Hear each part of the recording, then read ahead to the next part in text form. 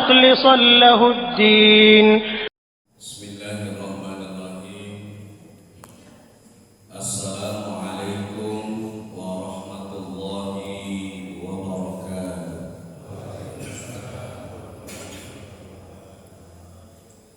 الحمد لله الذي قد أخرج نتائج الفكر لأرباب الهجر. أشهد أن لا إله إلا الله الملك الهدى، وأشهد أن محمدا عبده ورسوله الذي لا ينطق عن الهوى إن هو إلا وحي يوحى. اللهم صل على سيدنا محمد نور الهدى وشمس الضحى وبدر الدجى، وعلى آله وأصحابه أهل التقى والنجاة. أما بعد، قال الله تعالى في كتابه الكريم وهو أصدق القائلين: أعوذ بالله السميع العليم من الشيطان الرجيم. بسم الله الرحمن الرحيم. ربي هب لي حكما وألحقني بالصالحين واجعلني لسان صدق في الآخرين واجعلني من ورثة جنة النعيم. الآية. صدق الله العظيم. Al-Mukarramun, para kiai, para ustaz, wabil khusus guru-guru saya dari kampus UI yang tidak bisa disebut satu persatu. Insya Allah semuanya saya cintai, saya hormati dan Allah muliakan.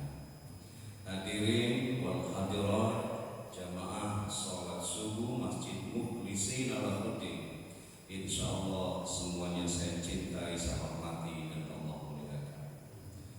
Sehat sadayana ibu-ibu, bapak-bapak, siap mengikuti kajian? Siap 1 jam? Kuat 2 jam?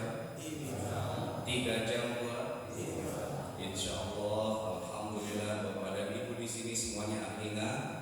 Waduh, bakal protes kayak kalau 2 jam atau 3 jam. Ibu dan bapak sekalian, insya Allah topik yang akan saya sampaikan dalam kesempatan yang sangat singkat ini adalah antara jelita dan lolita, risalah tentang atau refleksi tentang usia.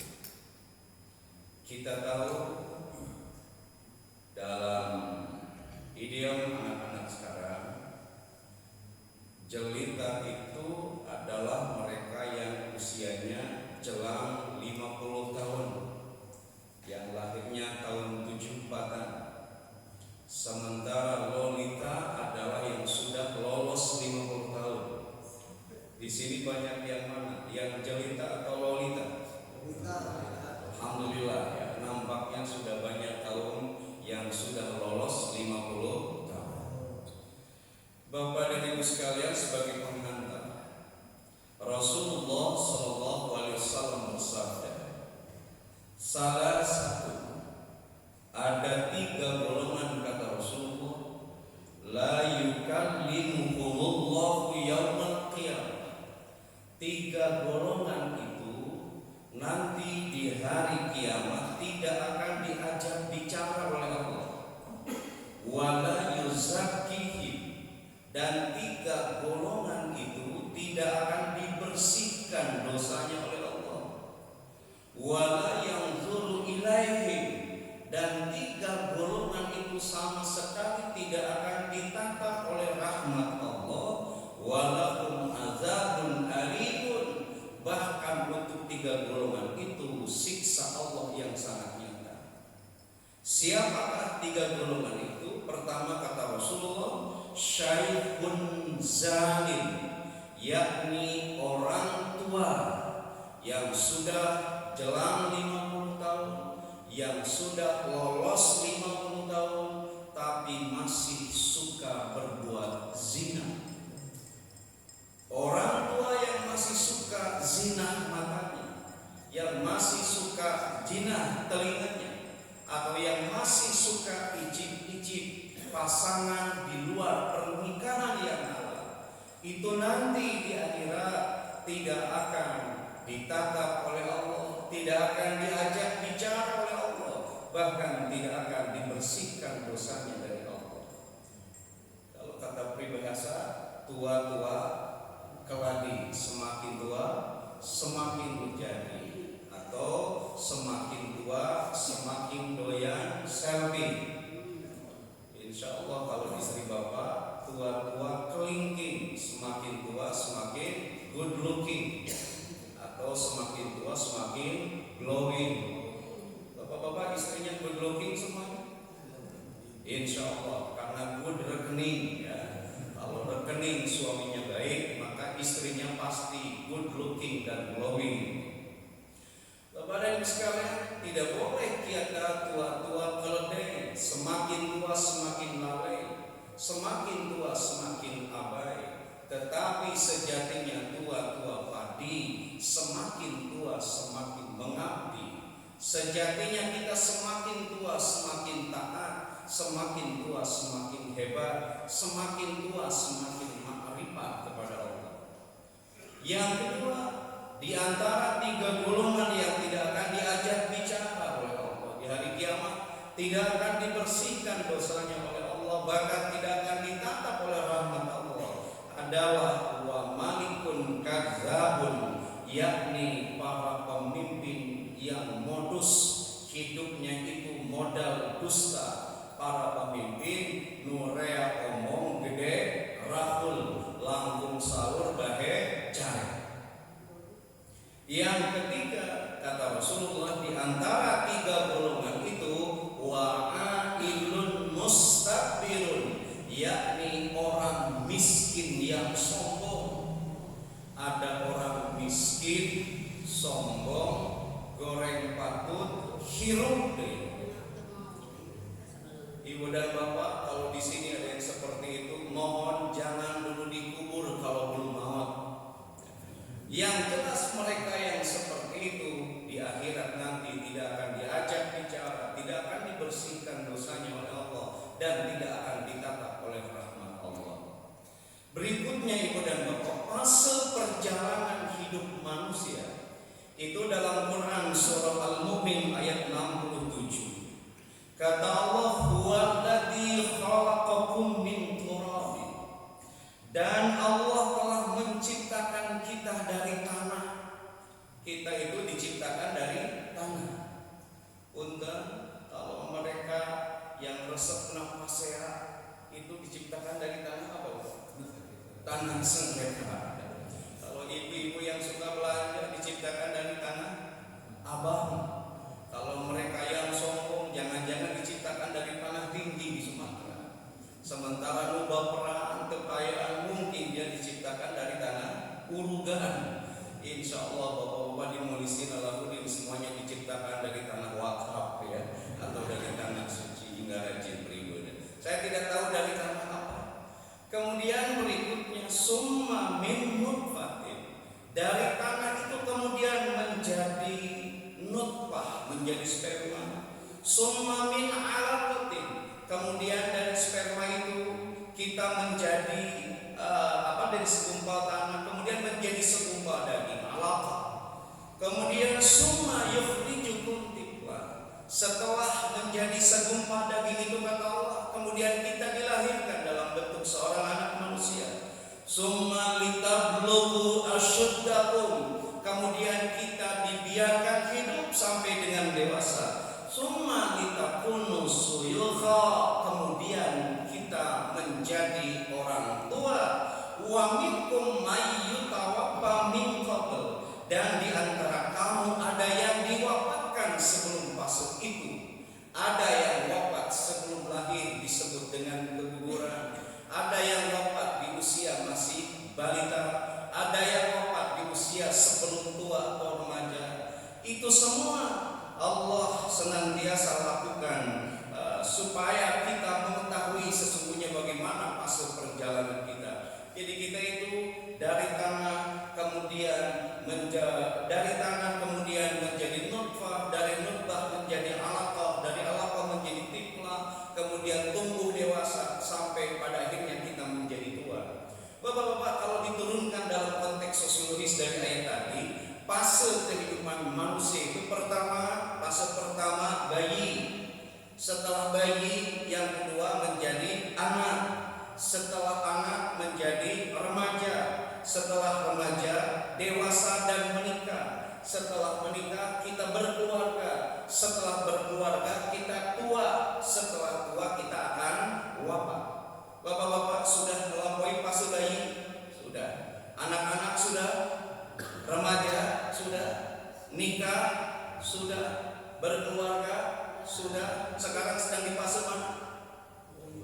Tua. Setelah tua berarti wafat. Di antara fase tadi mana yang paling indah menurut Bapak? Fase remaja. Kenapa ada remaja indah? Kalau bapak-bapak saya bertanya bukannya belum berenung. Apa fase yang indah? Kata udah kisah kasih di sekolah ya. Fase remaja karena ada sekolah. Kenapa sekolah itu begitu berkesan? Karena biasanya di sekolah itu kita senang karena ada pelajaran favorit. Ibu dan bapak dulu pelajaran favoritnya apa? Kalau saya itu 3, 1 fisika, 2 kimia, 3 matematika. Itu kalau gurunya tidak ada. Favoritnya penjaskes. Jadi saya ulang, fase kehidupan manusia itu ada bayi, anak, remaja, kemudian menikah, setelah menikah berkeluarga, setelah berkeluarga tua, dan setelah tua wafat. Bapak-bapak yang sekarang sedang tua, kalau tidak ingin wafat, konon katanya balik lagi ke belakang, berkeluarga lagi.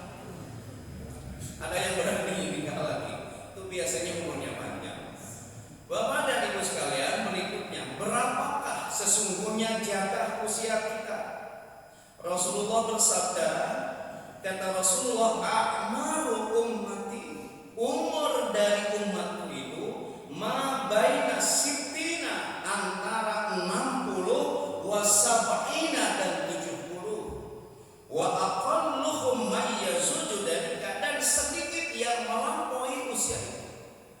Jadi kita bagi umat Kanjeng Nabi, sahur Kanjeng Nabi, usia kita itu antara 60 sampai dengan 70 tahun, dan sedikit yang melampaui batas usia itu. Punten bapak-bapak, sekarang usianya sudah berapa puluh tahun? 73 berarti sudah banyak dapat bonus. Kalau Rasulullah wafatnya usia berapa tahun? 63 tahun ya. Jadi kalau kita sudah masuk fase 60, mau menyentuh 70, apalagi yang sekarang usianya sudah 69 tahun 11 bulan, toslah konsulting pantangan, itu masa anak beli. Jadi usia kita itu umat Kanjeng Nabi 60 sampai dengan 70 tahun. Lalu berikutnya, adakah usia manusia dengan kualitas kehidupan manusia itu sendiri? Suatu ketika seorang sahabat bertanya kepada Rasulullah, ya Rasulullah, wahai Rasulullah, ayyun nasi khairun, siapakah manusia terbaik itu? Rasulullah menjawab, man tala umuruhu, manusia terbaik itu seperti bapak-bapak yang sudah jelang 50 tahun, yang sudah lolos 50 tahun, bahkan menyentuh usia 70 tahun. Ada yang lebih dari itu. Kemudian wa hasuna amaluhu, dan bagus juga amalnya. Sekali lagi, manusia terbaik itu mereka yang panjang umurnya sekaligus bagus amalnya. Lalu sahabat pun bertanya, Pak ayyun nasi syarrun, wahai Rasulullah, siapakah manusia yang terjelek itu? Rasul kembali menjawab dengan hal yang sama, man tala umuruhu, manusia yang jelek itu mereka yang panjang umurnya sudah lolos 50 tahun, bahkan menyentuh angka 60, 70 tahun, bahkan lebih daripada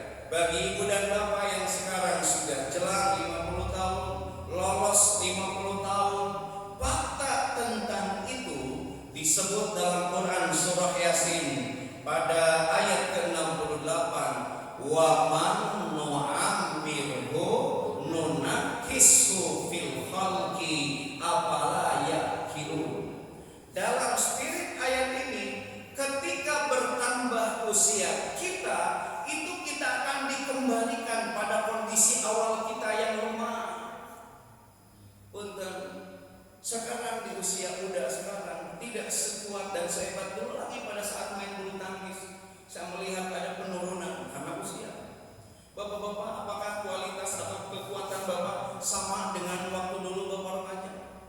Berbeda. Kita dikembalikan lagi pada kondisi lemah, baik dalam fisik kita maupun dalam emotan kita. Punten pan aya aki-aki kokot tetengan milarian kunci mobil. Tos saja mereka pernah di mana kunci mobil, baru setelah jam beliau sadar bahwa mobilnya sudah dijual. Jadi geus kolot itu sering kali lumpaan, Pak. Pas asup ka kamar gorowo bangsa saur icuna bangsa naon aki kasur aki leuweung saur icuna ieu kasurna ternyata ditutupan ku sprei. Jadi semakin tua kita itu semakin lemah. Bahkan bisa dilihat ibu dan bapak sekalian dalam Quran surah Ar-Rum ayat 54 kata Allah begini, Allahul ladzi khalaqakum min dhafin. Allah telah menciptakan kalian itu dari lemah. Kita diciptakan dilahirkan dalam keadaan lemah. Punten ibu dan bapak, ketika ibu dan bapak bayi itu pertanyaannya kuat atau lemah? Lemah. Siapa yang membuat ibu dan bapak kuat?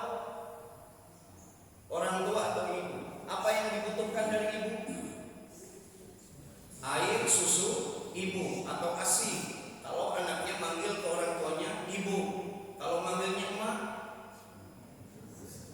asem, air, susu, emak. Kalau manggilnya mama, asma, air, susu, mama. Kalau manggilnya umi, asu, air, susu, umi. Kalau manggilnya bunda, asbun. Ya, silahkan disingkat masing-masing.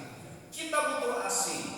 Apalagi kata Allah, anak kita itu harus dikasih air susu itu eksklusif 2 tahun. Dalam ayat yang disebut, kata Imam Hanafi kalau tidak kuat 2 tahun, potong masa kehamilan 9 bulan.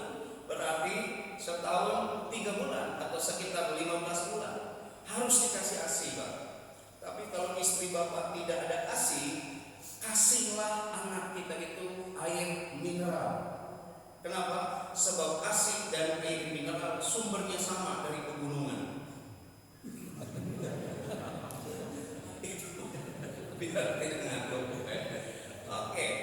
Kita dari kuat dari diciptakan oleh Allah dalam keadaan lemah. Kemudian kata Allah, "Summa ja'ala min ba'di dha'fin quwwah." Setelah lemah kemudian kita dijadikan menjadi kuat. Orang tua kita menjaga kita hingga kita jadi kuat. Kuat dalam pengertian fisik maupun dalam pengertian psikis. Setelah itu summa ja'ala min ba'di quwwatin dha'fan wa syaibatan. Setelah kuat kemudian Allah menjadikan kembali kita itu menjadi lemah lagi. Wa syaibatan, bahkan Allah memberi tanda kepada kita dengan ubahan. Sudah punya ubahan kepada ibu? Sudah ya, ubahan itu tanda-tanda lemah.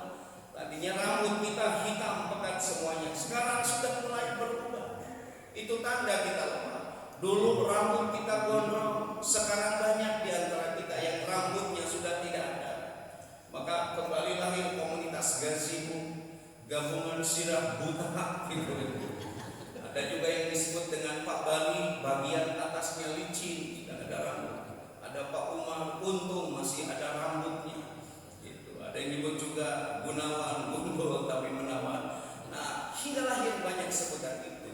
Jadi dari keadaan kuat Allah telah menjadikan kita menjadi lemah. Nah, Bapak dan Ibu sekalian, ini rekomendasi dari para ulama. Rekomendasi dari para ulama. Bila kita sudah jelita, usia kita sudah jelang 50 tahun, maka fokus kehidupan kita jangan gagal fokus. Fokuslah untuk menghapus jejak dosa-dosa kita. Jangan kalau sudah jelang 50 tahun, sudahlah fokus hidup kita itu menghapus dosa-dosa kita. Sementara bagi mereka yang sudah lolita, kata Syekh Ibrahim Basuri, yang sudah lolos 50 tahun, fokuslah hidup kita itu untuk zikrul maut, mengingat pada kematian. Bapak dan Ibu sekalian, bagi kita yang lahir tahun 74-an hingga kita jelang 50 tahun, fokus hidup kita untuk menghapus jejak dosa-dosa kita. Pertanyaannya, bagaimana cara kita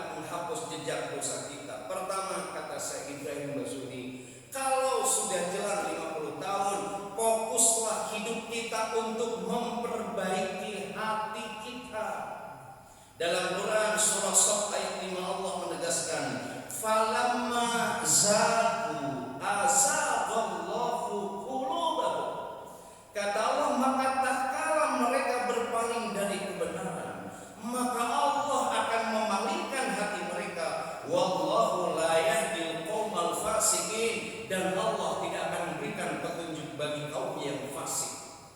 Dalam spirit ayat ini kata para pencinta tafsir, bila usia kita sudah menjelang usia tua, harus fokus menghadapkan hati kita kepada Allah, hadapkan hati kita pada Rasulullah, hadapkan hati kita pada Al-Quran, hadapkan hati kita kepada ketaatan. Kenapa? Sebab dengan demikian hati kita akan punya inner power, hati kita akan punya inner energy, hati kita akan punya inner teacher, bahkan hati kita akan punya inner wisdom untuk memiliki kekuatan menghapus jejak dosa-dosa kita. Hapunten anu kasunit dan Bapak, sejauh hati kita masih berpaling dari Allah, sejauh hati kita masih berpaling dari Rasulullah, sejauh hati kita masih berpaling dari Al-Quran dan dari ajaran Islam, sejauh itu pula hati kita tidak akan pernah punya kekuatan untuk menghapus jejak dosa-dosa kita. Yang jelas 50 tahun kata Syekh Ibrahim Basuni, mulai perbaiki hati. Yang kedua, jejaklah hapus dosa-dosa kita. Bila sudah jalan 50 tahun, dengan apa? Kata Syekh Ibrahim Basuni dalam spirit Al-Imran ayat 135 dengan 3 hal. Walladzina idza fa'alu fahisyatan aw dhalamu anfusahum. Bagi orang-orang yang apabila mengerjakan fahisyatan, kata para pencinta tafsir, fahisyatan itu dosa yang keji. Sebuah dosa disebut keji apabila dosa itu dikerjakan bersama-sama. Ada dosa keji yang ditobati itu susah, dan ada dhalamu anfusahum, dosa yang dikerjakan oleh diri sendiri. Setiap dosa yang dikerjakan bersama-sama itu disebut dosa keji. Punten, Bapak-bapak sekalian, di antara dosa yang dikerjakan bersama-sama itu seperti apa? Alhamdulillah Bapak-bapak sini tidak menjawab karena semuanya tidak pernah berbuat dosa. Apa ibu-ibu dosa yang dikerjakan bersama-sama? Ghibah. Itu disebut dosanya keji karena dikerjakan bersama-sama.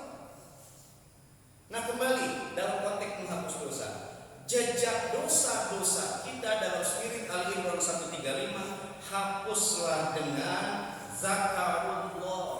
Kalau usia jelang 50 tahun, haruslah banyak berzikir kepada Allah. Fastaghfiru, susul dengan banyak istighfar kepada Allah.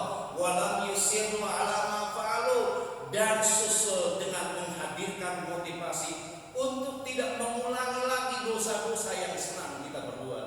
Bapak Ibu sekalian, kata para pencinta tafsir, dalam spirit kita banyak zikir kepada Allah, dalam spirit kita banyak istighfar kepada Allah, dan dalam motivasi tidak akan mengulangi perbuatan dosa kita yang pernah diperbuat di masa lalu, maka saat itu berbarengan akan terhapus jejak dosa-dosa yang pernah kita perbuat.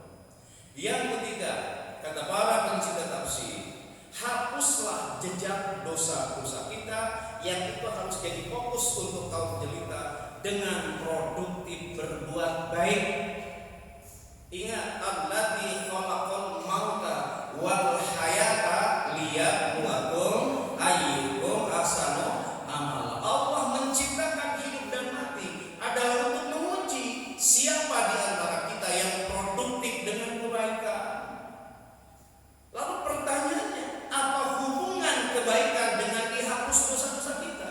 Di Quran surah Hud ayat 114 Allah menegaskan, innal hasanati, sesungguhnya setiap kebaikan yang kita kerjakan, yudhibna sayyiati, itu bisa menghapus jejak-jejak dosa yang pernah kita perbuat. Jadi pada saat kita Bapak menjadi pekerja, hari ini bekerja dengan baik. Saat sekarang Bapak menjadi suami yang baik. Ketika ibu sekarang jadi istri yang baik. Ketika kita menjadi anggota masyarakat, lalu jadi anggota masyarakat yang baik, berbarengan dengan produktivitas kebaikan itu, maka jejak dosa kita akan dihapus oleh Allah. Maka ibu-ibu hari ini ketika ibu jadi ibu, jadilah ibu yang baik. Mana ibu yang baik itu? Kata bapak-bapak, ibu yang baik itu adalah ibu yang tidak suka jalan-jalan.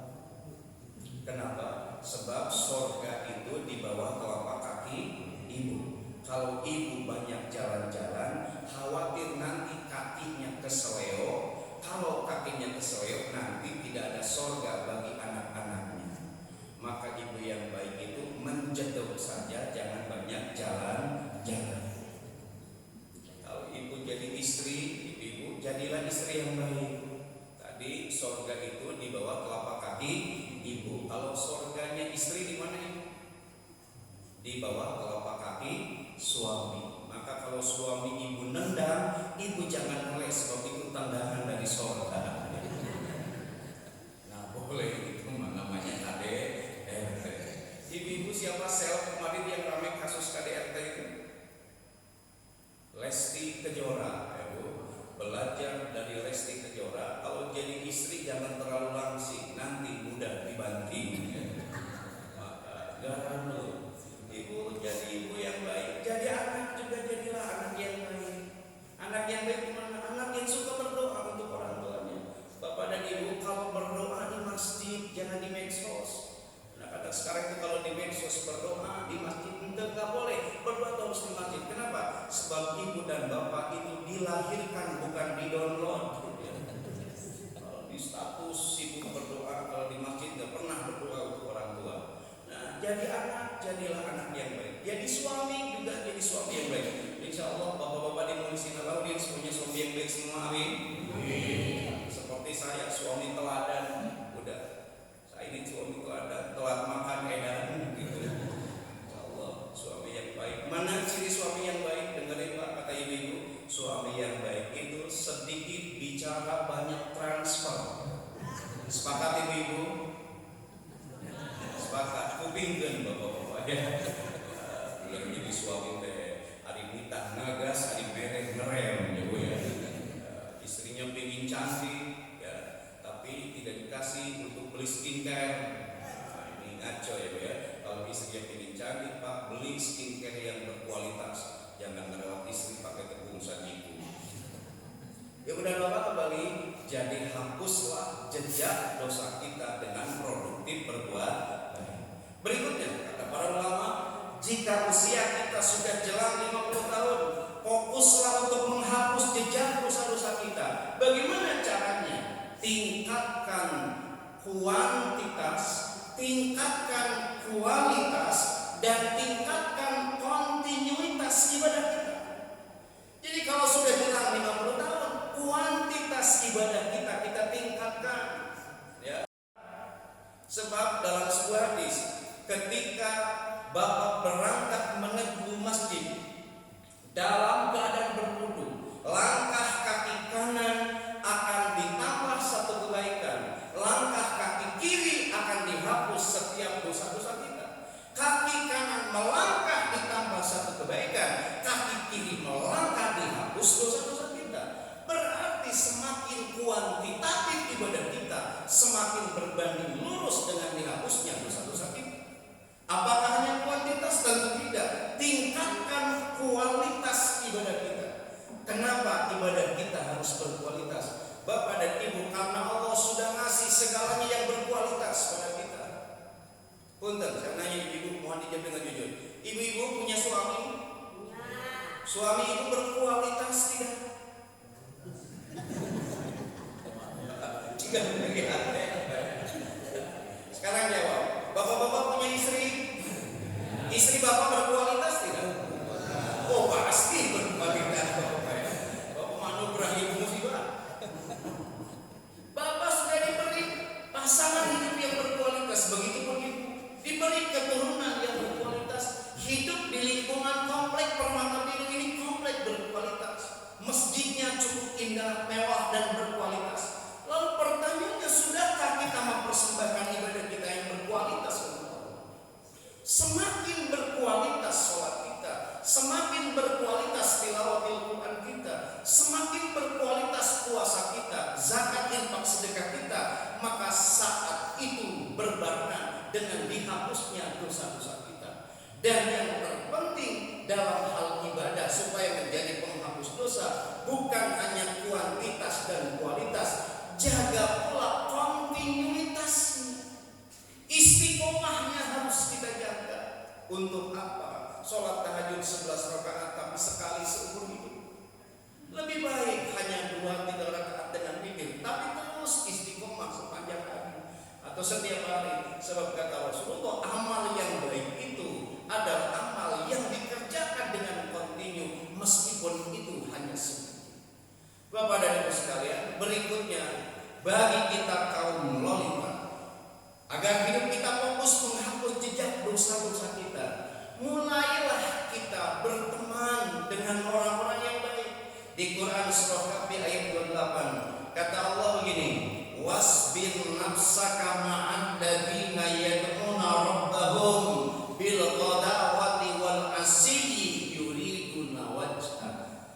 bersahabatlah kalian untuk berteman dengan orang-orang yang senantiasa berdoa kepada Tuhannya, dengan orang-orang yang senantiasa mengharap ridho Allah baik pada pagi hari dan sore hari, gitu. Dan kata Allah, wala tuti man aghfalna qablahu an dzikrina wattaba'a hawahu wa kana amruhu furuta.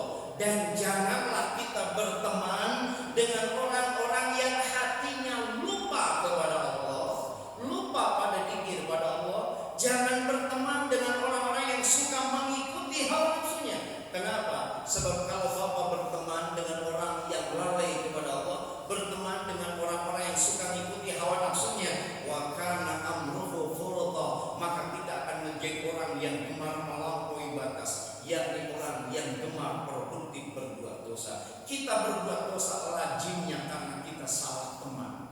Karena itu Pak, mulai tinggalkan teman-teman kita yang seusia kita hari ini di grup PA, yang masih suka nge-share video-video porno, yang masih suka nge-share gambar-gambar itu para ruku, mulai kita tinggalkan. Meski wahjurhum hajran jamila, hijrahlah dari teman seperti itu dengan hijrah yang cantik, dengan hijrah yang baik. Sebab kalau di seusia kita masih kita suka melihat hal yang seperti itu, saya kira khawatir. Hidup kita bahkan bukan fokus pada berbuat dosa, khawatir hidup kita tadi tua-tua lagi. Kemudian berikutnya, bagi kita kaum jelita yang sudah jalan 50 tahun, fokuslah untuk menghapus dosa. Bagaimana caranya? Optimislah kita kepada Allah dalam melakukan semua hal tadi.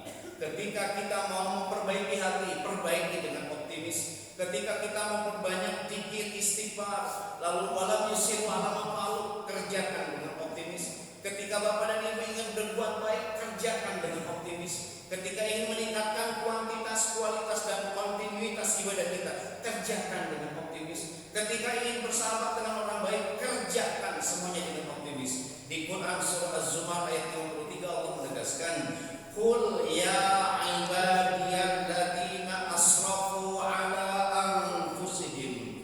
Indah ayat ini. Allah memanggil kita, katakanlah, wahai hamba-hambaku yang melampaui batas terhadap dirinya sendiri. Di ayat ini Allah memanggil kita, ya ibadiyalladzina asrafu, wahai orang-orang hamba-hambaku yang melampaui batas. Allah tidak menyebut kita dengan sebutan terjelek. Wahai suami-suami yang sering berbuat maksiat, tidak demikian. Allah tidak memanggil wahai istri-istri yang suka PKK, pemajikan kurang kerum gitu. Allah tidak memanggil wahai para koruptor, wahai para pezina. Allah tidak memanggil kita dengan panggilan seperti itu. Ya ibadiyalladzina asrafu ala anfusihim. Gimana kata Allah? La taqnatu min rahmatillah. Janganlah kalian putus asa dari rahmat Allah ketika ingin menghapus jejak dosa-dosa kalian. Kenapa? Innallaha yaghfirud dzunuba jami'a. Karena Allah akan mengampuni seluruh dosa-dosa kita. Maka ketika kita ingin fokus menghapus jejak dosa kita, semuanya lakukanlah dengan optimis. Yang terakhir, Ibu dan Bapak sekalian, bagi kaum yang lolita, sudah lolos 50 tahun, bila jalan 50 tahun fokuslah untuk menghapus dosa. Lalu bagi kita yang sudah lolos 50 tahun, tadi jelita sekarang lolita, apa yang harus kita lakukan? Kata Syekh Ibrahim Basuni, mulailah kita itu zikrul maut. Sudah saatnya ingat akan kematian. Kenapa? Kullu nafsin dha'iqatul. Setiap yang bernyawa, kata Allah, akan merasakan kematian. Setiap yang bernyawa akan merasakan kematian. Berarti kematian itu ada rasanya. Kita harus mempersiapkan diri. Mati kita ingin pada rasa yang mana? Kan di Quran surah An-Najiat Allah menyebutkan, wan naji'ati gharqa, demi malaikat yang mencabut nyawa itu dengan keras, mencabut nyawa itu dengan kasar. Ada orang yang sakaratul maut, nyawanya itu dicabut begitu keras hingga ia meronta, ngajerit maratan langit, ngocak maratan jagat.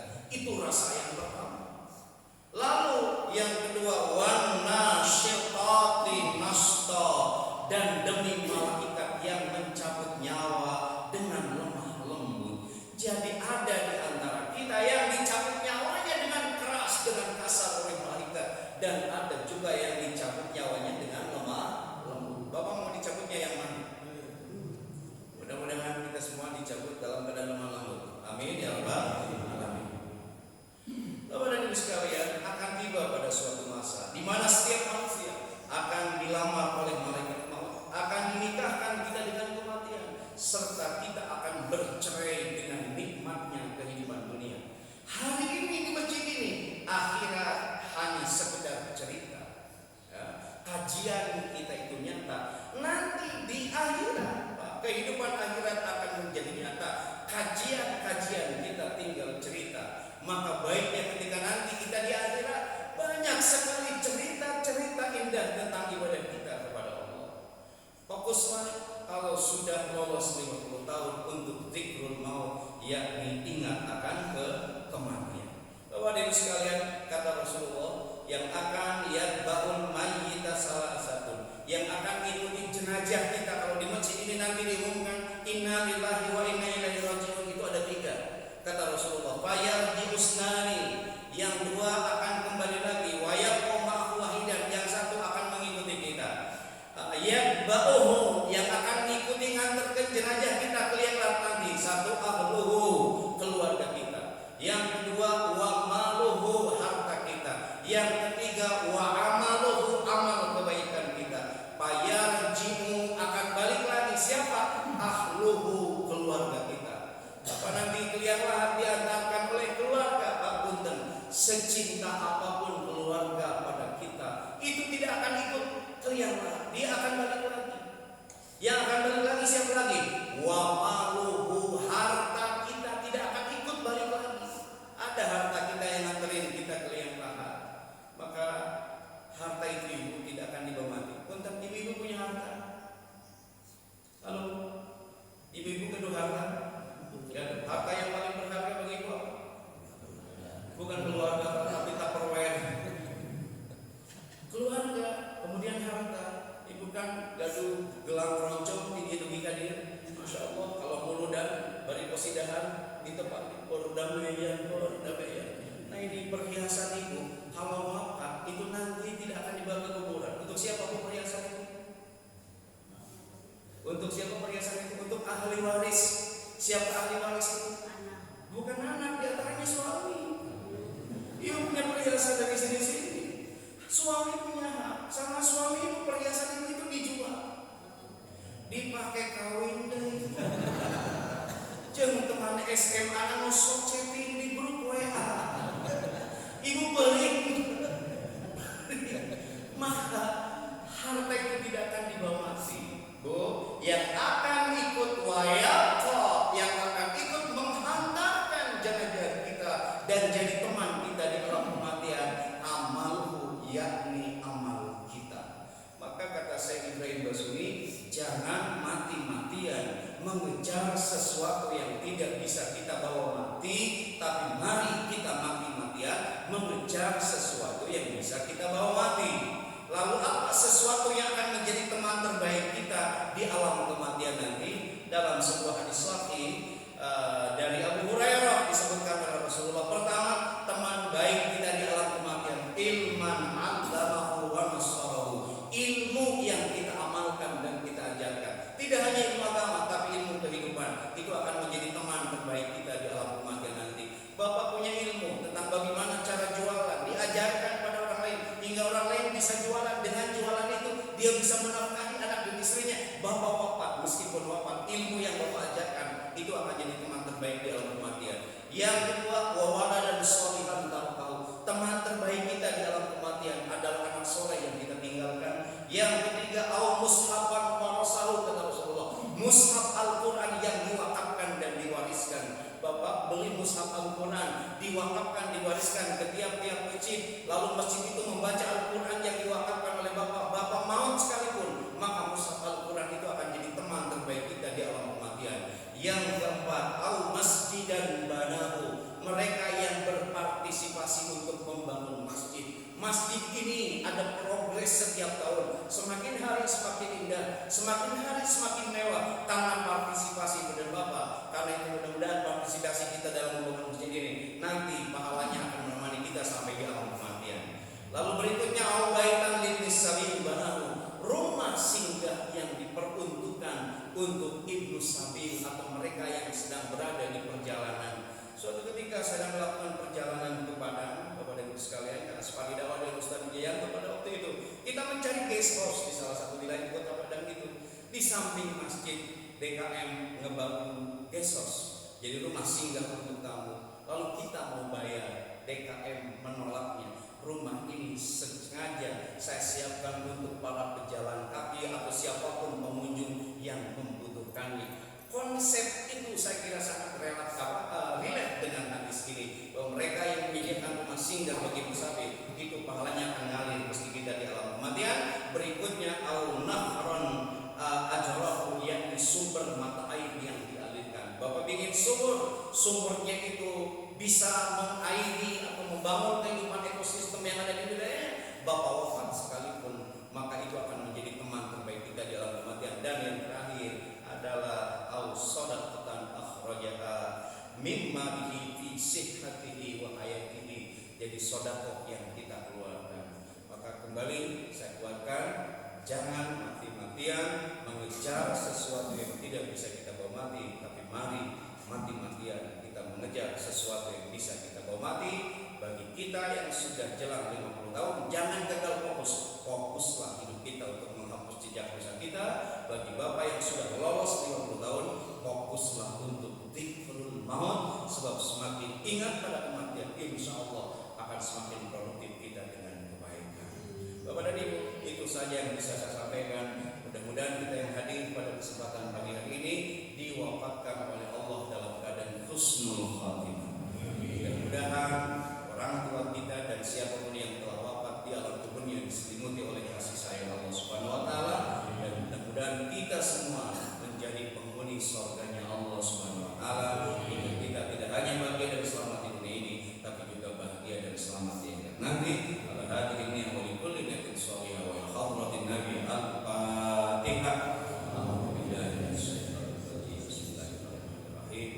Alhamdulillahirabbil alamin arrahmanir rahim maliki yaumiddin iyyaka na'budu wa iyyaka nasta'in ihdinas siratal mustaqim siratal